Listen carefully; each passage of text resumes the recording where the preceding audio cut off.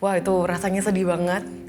Dan di hari aku harusnya menikah itu rasanya dunia runtuh. Karena harusnya hari ini aku menikah loh.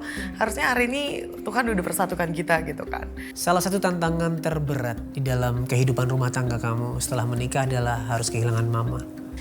Saat kepergian mama itu awalnya aku pun ya awalnya juga cukup kaget ya gitu. Kayak Tuhan kenapa ya secepat itu gitu Tuhan panggil.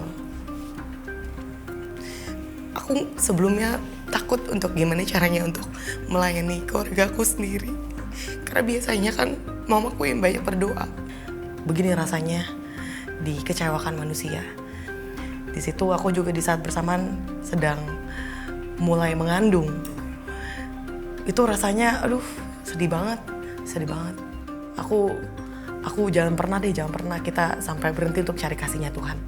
Karena itu yang paling aku butuhin buat hidup aku gitu.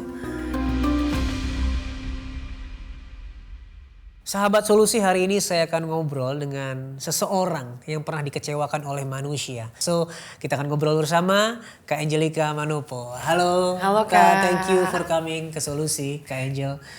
Tapi sebelum kita membahas perjalanan tersebut, boleh gak sih cerita bagaimana latar belakang keluarga Kak Angel ini ya? Besar dalam keluarga yang seperti apa? Bahkan dikatakan kan yang membentuk karakter Kak Angel, hidup Kak Angel adalah dari papa mama sendiri. Yes. Boleh gak cerita sedikit tentang keluarganya? Yes, of course.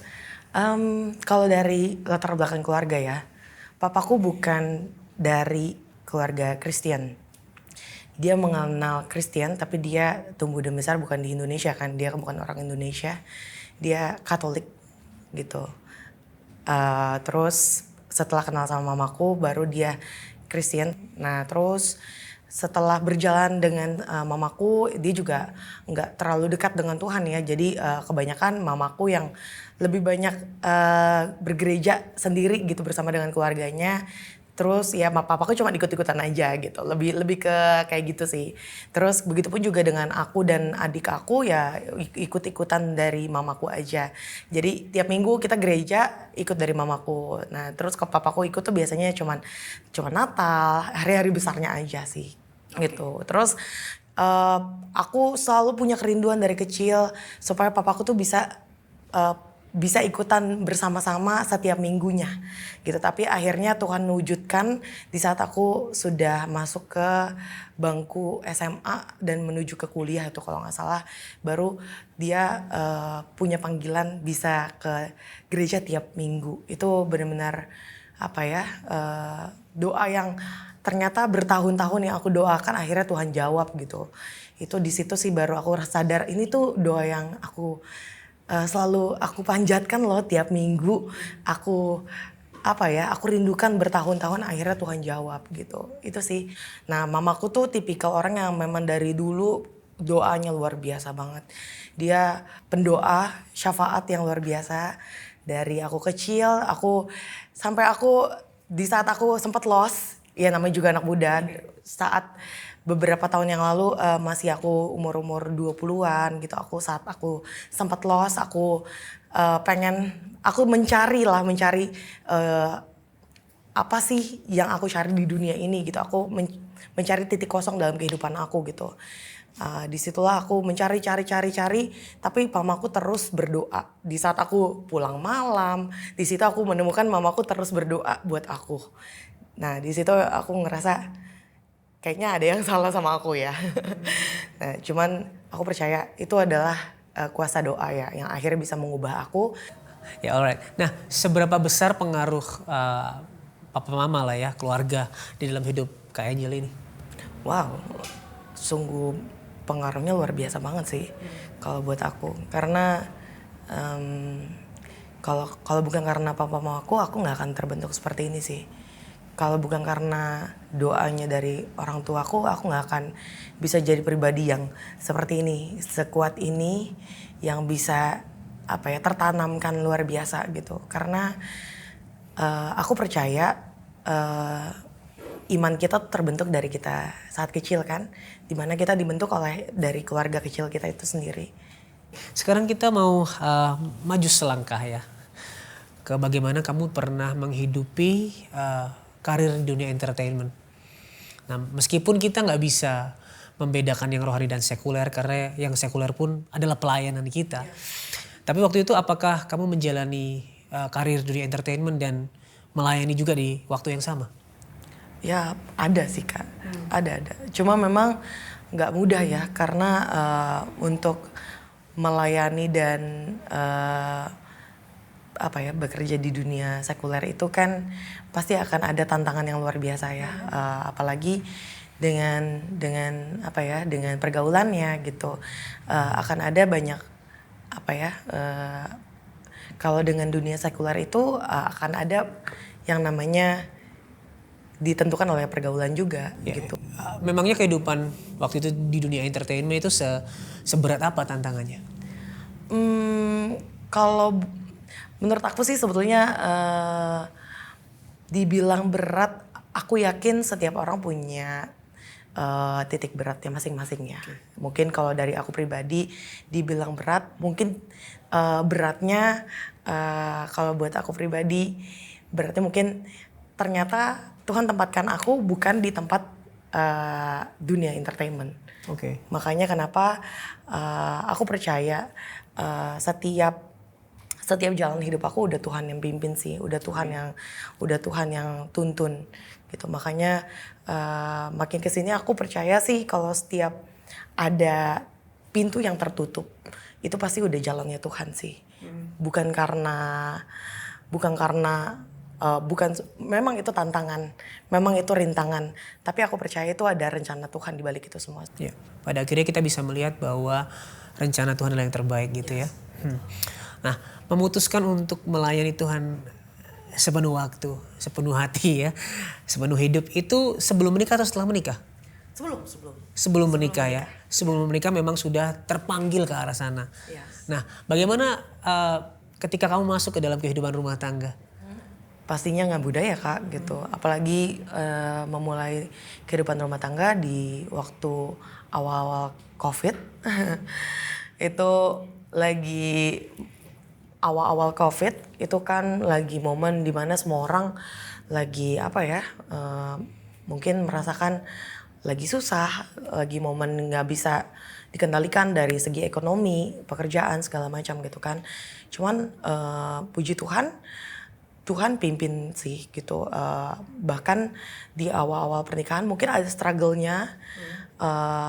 Cuman Tuhan pimpin, aku sempat punya bisnis sempat naik luar biasa. Cuman ya balik lagi, kita nggak pernah tahu kan apa rencana Tuhan. Bisnis aku sempat juga collapse juga gitu, sempat bangkrut gitu. Bahkan suami aku juga sempat pindah kerja juga gitu. Jadi adalah ups and down-nya dalam rumah tangga gitu. Nah, nikahnya kan memang di zaman COVID waktu itu katanya sempat tertunda beberapa bulan gitu ya. Betul. Sempat ada konflik karena itu, benar? Yes, betul sekali. Gimana akhirnya memutuskan bahwa oke, meskipun ada tantangan, meskipun sulit, aku akan jalan bersama calon suamiku ini? Yes, itu betul. Jadi sebelum kita decide untuk menikah di bulan April kan, tapi ternyata kita udah sebar undangan, ternyata 2 minggu sebelumnya dinyatakan bahwa PSBB. Wah, itu rasanya sedih banget. Dan di hari aku harusnya menikah itu rasanya dunia runtuh, karena harusnya hari ini aku menikah loh, harusnya hari ini Tuhan udah persatukan kita gitu kan. Cuman di situ Tuhan kasih impresi lah buat aku, kan ini terjadi karena maunya Tuhan, bukan karena ini memang karena ya emang bukan di luar kapasitas Tuhan, kita ya. kayak gitu. Makanya aku percaya akan ada sesuatu yang Tuhan taruh di hati kita berdua gitu. Makanya ya di situ kita berdoa sih. Kita saling menguatkan satu sama lain. Kita percaya kalau pasti ada yang mau Tuhan sampaikan ke kita gitu. Kita saling menguatkan satu sama lain, karena ternyata di perjalanan kita sampai menuju ke pernikahan itu juga nggak gampang gitu. Akan ada banyak sekali konflik, dari keluarga, dari segi finansial, dari segi pekerjaan gitu. Itu luar biasa banget rasanya. Cuman di situ Tuhan kuatkan ya, Tuhan yang mampukan kita berdua untuk bisa melewati itu bersama gitu. Kita percaya ini caranya Tuhan untuk menguatkan kita.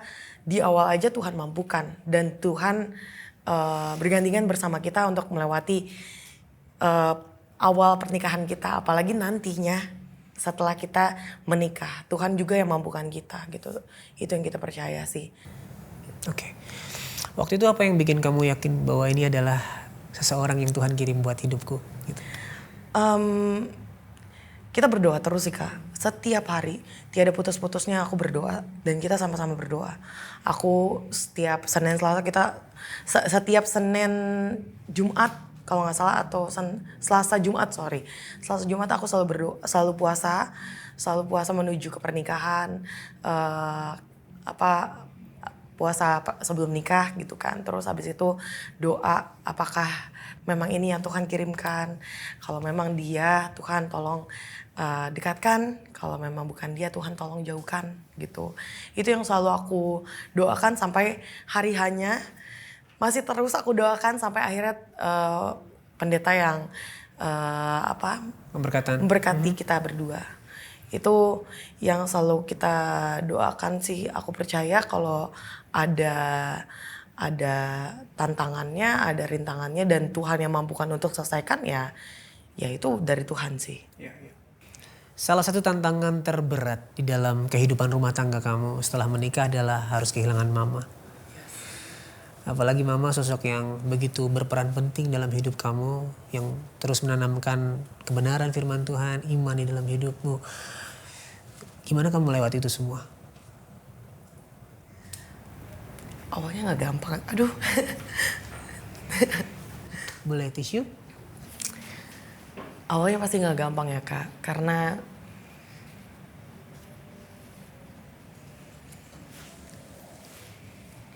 kan aku awal menikah ibaratnya belum setahun. Bahkan aku ngerasa Tuhan, aku kan masih baru. Aku baru melayani baru 2 tahun. Aku masih banyak hal yang belum bisa aku bawa ke dia, belum bisa aku kasih ke dia. Tapi aku percaya sih kepergian mama itu udah timingnya Tuhan. Udah waktu yang terbaik dari Tuhan. Dan saat kepergian mama itu awalnya aku pun ya awalnya juga cukup kaget ya gitu. Kayak Tuhan kenapa ya secepat itu gitu Tuhan panggil. Ada satu momen waktu mamaku masuk ke ICU dan aku kan nemenin dia selama dia ICU. Walaupun kita nggak bisa tatap mukanya dia, cuman kita tinggal di daerah dekat situ. Aku bersama dengan suami, kita benar-benar tiap malam, tiap hari, tiap siang dan malam kita banyak penyembahan, kita banyak doa. Kita banyak berserah sama Tuhan. Aku percaya, makanya Tuhan yang panggil mamaku dalam keadaan terbaiknya dia gitu. Walaupun dia notabene dia sakit, cuman ya waktu dia sakit itu aku percaya dia udah kasih tongkat estafetnya ke aku gitu. Karena di situ aku belajar gimana caranya untuk mulai melayani keluarga. Aku sebelumnya takut untuk gimana caranya untuk melayani keluargaku sendiri. Karena biasanya kan mamaku yang banyak berdoa, mamaku yang banyak, mami yang berdoa, lebih banyak mami yang pimpin doa, lebih banyak mami yang memimpin. Tapi kali ini aku yang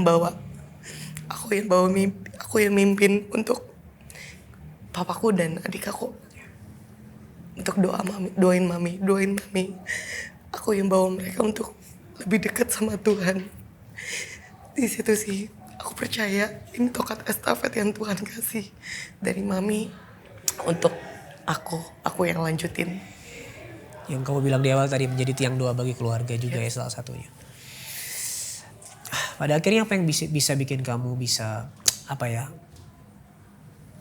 bisa kuat ketika harus menghadapi salah satu tantangan terbesar dalam hidup kamu itu?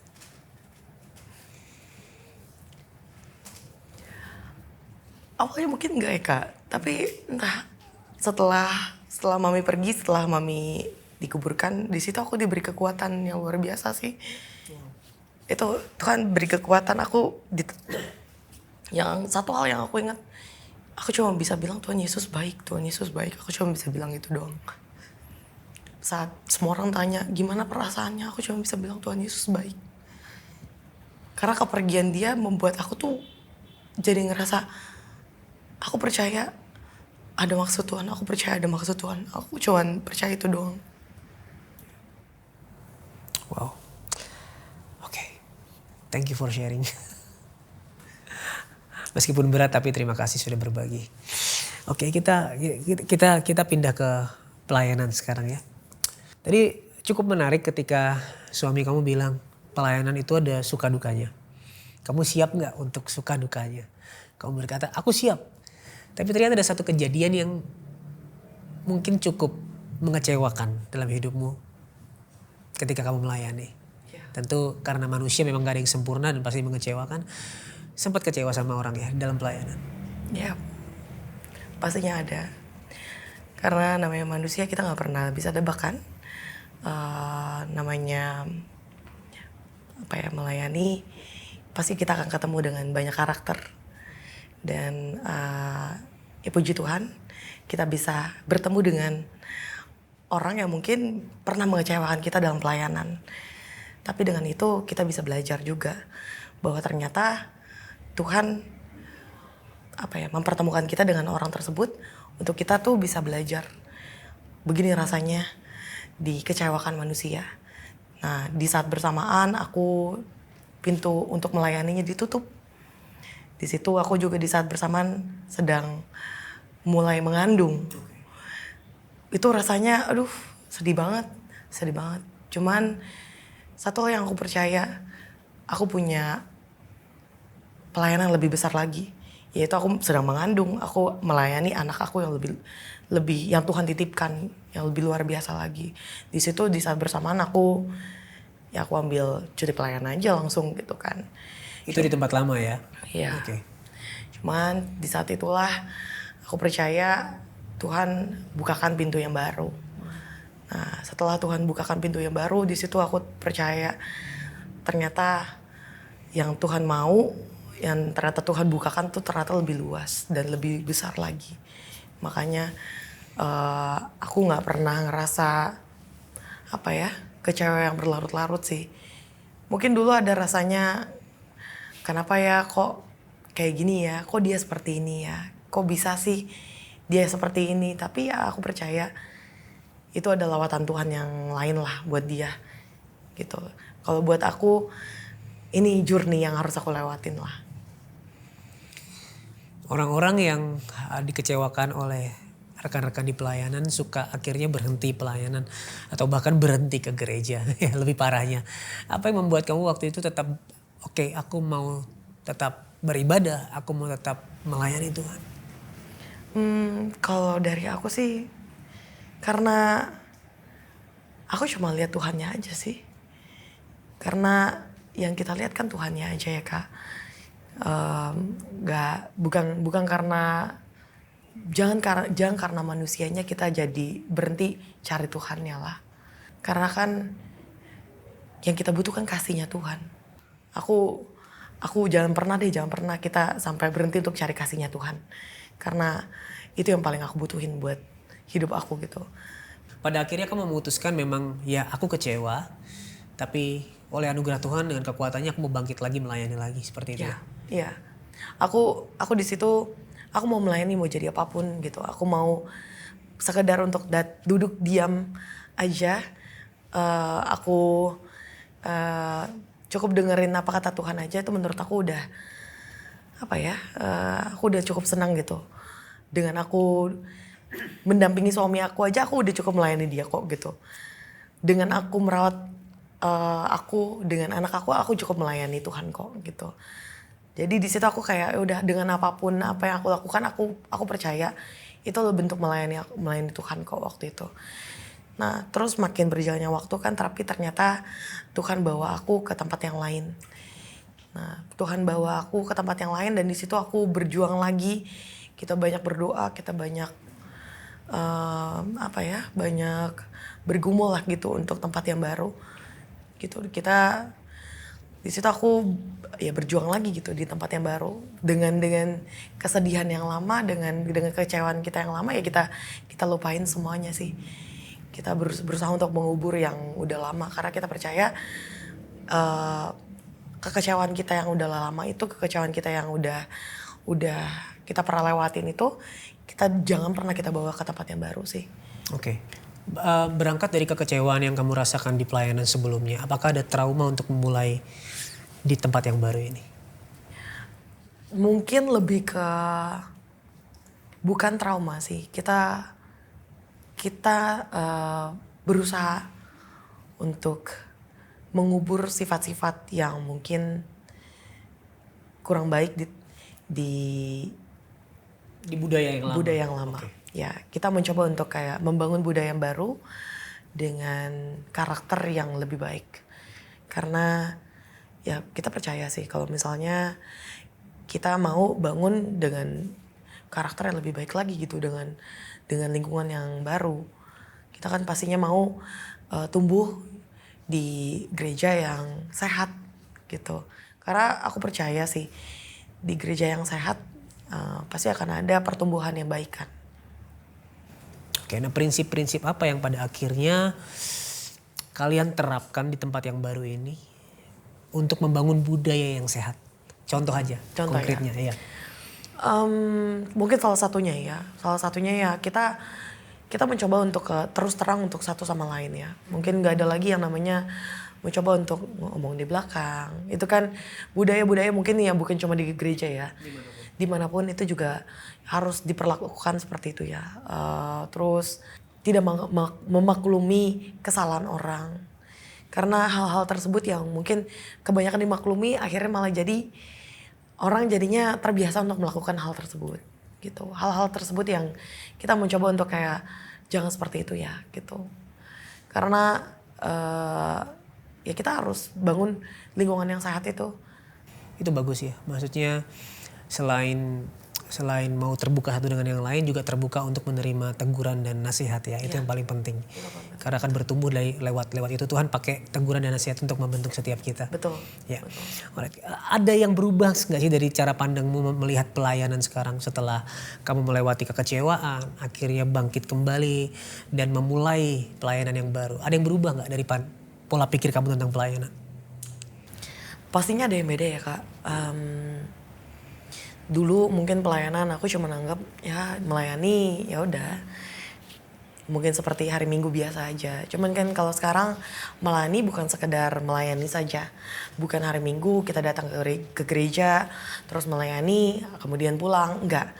Kita melayani tapi kita juga sambil melihat apakah minggu ini kita akan menghadapi hal yang seperti apa dulu nih, apakah akan ada hal-hal yang mungkin akan akan ada ya. Sekarang beda ya Kak, karena mungkin kita udah jadi leader gitu kan, akan ada banyak sekali masukan-masukan, akan ada yang namanya mungkin tantangan-tantangan juga setiap minggunya gitu. Nah mungkin itu yang kita hadapi setiap minggu gitu, dibandingkan mungkin dulu gitu kan. Itu cara pandang kita juga udah cukup berbeda dibandingkan dulu. Yang mungkin kalau sekarang selain itu kita juga jadi lebih memandang pelayanan tuh bukan cuma sekedar melayani buat Tuhannya aja, tapi kita melayani juga buat sesama kita. Gimana caranya kita memandang jiwa itu sendiri. Jadi pelayanan bukan sekedar jemaatnya aja, tapi kita juga melayani sesama kita yang pelayanan Tuhan. Kalau misalnya dia buat kesalahan, Apakah orang itu mau kita muridkan? Apakah orang itu mau kita tegur dan dia mau kita muridkan untuk jadi lebih baik lagi? Karena itu nggak gampang sih. Kalau dulu mungkin kita tegur, mungkin ya dia bisa hilang gitu aja. Dan dia akhirnya nggak pelayanan lagi. Terus jiwanya kemana? Kalau sekarang enggak. Kalau sekarang kita harus bimbing dia terus, pegang tangan dia terus. Daripada dia hilang, jiwanya hilang. Itu yang sekarang mungkin jadi concern dari aku pribadi ya. Udah mulai mikir ke sana ya. Oke. Karena bagaimanapun kan memang kita ini nggak bisa lepas dari namanya saling mengecewakan. Yes. Karena di hati kita ini punya natur dosa, ada berhala-berhala dalam hati kita yang pada akhirnya membuat kita menaruh harapan, ekspektasi kepada manusia, tempat yang salah, dan akhirnya kita kecewa karena itu. Iya. Dan bahkan kita juga bisa mengecewakan. Nah, ini kan ngomongin tentang gesekan dalam pelayanan, ya, konflik di dalam pelayanan. Nah, menurut kamu sekarang kamu memandang konflik dan gesekan dalam pelayanan itu apa sih sebenarnya? Kalau menurut aku gesekan dalam pelayanan itu mungkin hal yang biasa terjadi ya Kak, bukan cuma dalam pelayanan aja kan, soalnya dalam dunia sekuler pun pasti biasa terjadi gitu. Dan kalau dalam dunia pelayanan mungkin ya satu hal yang harus diperhatikan adalah tensinya dari setiap orang itu harus diperhatikan, karena balik lagi harus diperhatikan kasihnya. Kamu harus menegur dengan kasih, karena balik lagi gesekan dalam pelayanan, karena gimana ya, balik lagi ya, kalau misalnya dalam pelayanan itu kan memang gak gampang ya, karena kita notabene dalam kehidupan gereja, dalam pelayanan pasti ada yang ngerasa kok dia dalam pelayanan kok seperti ini ya, kok ngerasanya di pelayanan kok harusnya dia kan di pelayanan harusnya menegurnya seperti ini, kok dia jahat banget sih, sepertinya kok kasar banget ya gitu kan. Adalah pasti pembicaraan seperti itu. Tapi ya balik lagi, kalau menegurnya dengan kasih kan pastinya diterimanya dengan baik gitu. Satu hal seperti itu. Atau mungkin memang caranya seperti itu dan penerimaannya mungkin kurang baik juga gitu. Makanya balik lagi ke orang yang mungkin harus saling sama-sama bisa menerima dulu satu sama lain. Kalau menurut aku dari kedua belah pihak harus saling terbuka dulu sih. Dan yang penting sih buat aku ya, awal keterbukaan sih awal pemulihan ya. Kalau misalnya yang penting kedua belah pihak itu terbuka, aku percaya pasti akan ada jalan tengahnya dan jalan keluarnya. Itu yang paling utama. Jadi bisa kita simpulkan sebenarnya gesekan dan konflik di dalam pelayanan itu yang mendewasakan, benar gak sih? Yes, betul sekali.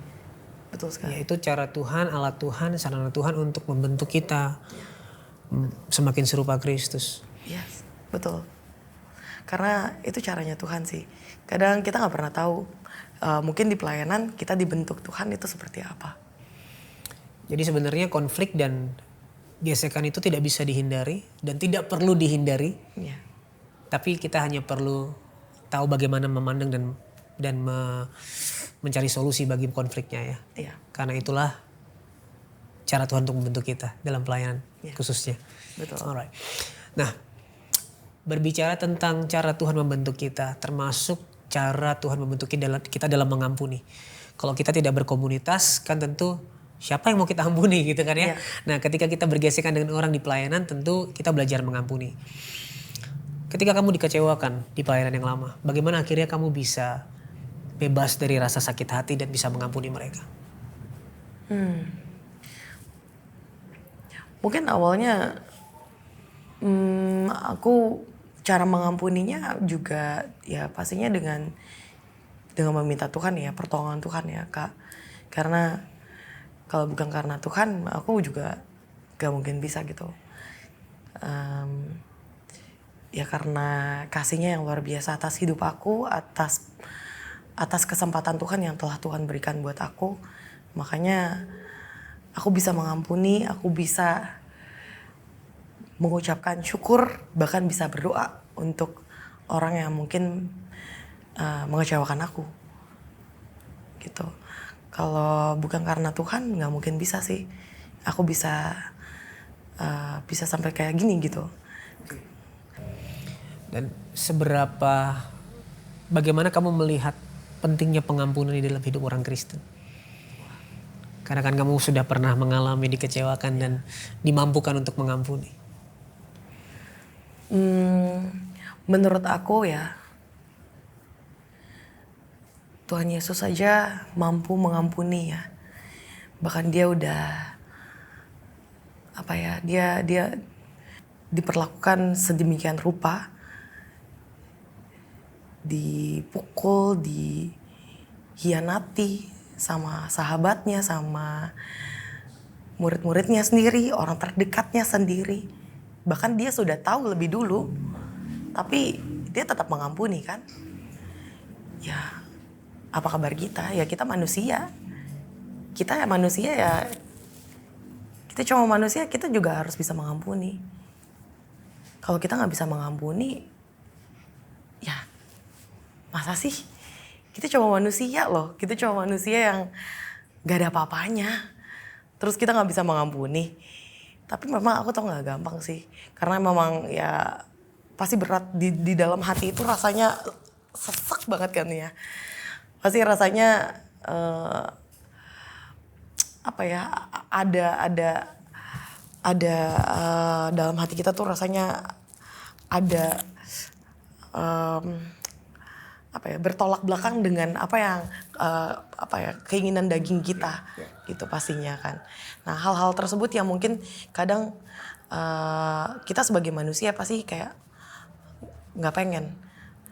Tapi kalau saat kita benar-benar mengampuni, saat kita benar-benar minta sama Tuhan, kita minta hati yang baru sama Tuhan. Percaya kalau misalnya Tuhan kasih hati yang baru, percaya kalau semuanya Tuhan kasih tuh damai sejahtera dalam hidup kita tuh pasti Tuhan ubahkan. Akan ada hati yang baru, akan ada damai sejahtera yang baru, aku percaya. Bahkan rasanya tuh lega banget. Akan ada yang rasa tuh lega yang luar biasa gitu. Oke. Jadi kesimpulannya dengan melihat apa yang Kristus sudah lakukan untuk mengampuni kita, dia memberikan nyawanya di kayu salib sehingga kita bisa menerima anugerah pengampunan itu. Dan kita juga akhirnya bisa menyalurkan anugerah itu kepada orang yang menyakiti kita. Gitu ya. Kak Angel, thank you banget buat sharingnya hari ini. Saya berdoa buat keluarganya, buat pelayanannya, terus dipakai Tuhan untuk menyampaikan kebaikan Tuhan, kebesaran Tuhan dalam hidup orang-orang yang dilayani. Thank you banget, sehat selalu ya. Thank you Kak. Oke. Buat sahabat solusi yang hari ini mungkin sedang mengalami kekecewaan di dalam hidupnya, rasanya sulit untuk melangkah, memulai mengampuni, jangan pendam itu sendirian. Kamu bisa bercerita kepada kami, kamu bisa menghubungi nomor yang ada di bawah ini. Ini adalah nomor layanan doa Cahaya Bagi Negeri. Kami siap untuk mendengarkan ceritamu dan mendukung kamu di dalam doa. Kami tunggu ya. Ingat, Tuhan Yesus sangat mengasihimu dan apapun permasalahanmu, di dalam Tuhan pasti ada solusi.